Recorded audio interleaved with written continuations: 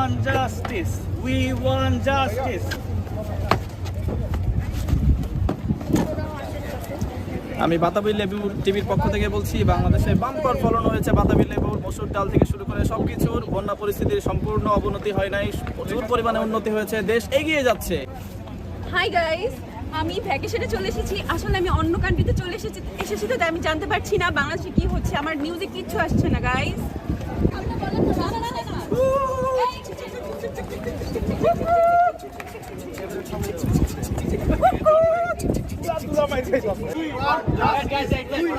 আপনাদের সমস্যা আমি দেখতেছি, আমার বাপের প্রচুর টাকা আছে, আমি আসতেছি আপনাদের ব্যবস্থা করে একটা সেলফি তুলি আপনাদের সাথে।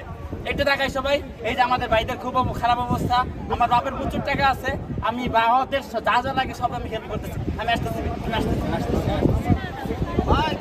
আপনারা জানেন এই মুহূর্তে দেশে কোনো বন্যা নাই, দেশের খুবই ভালো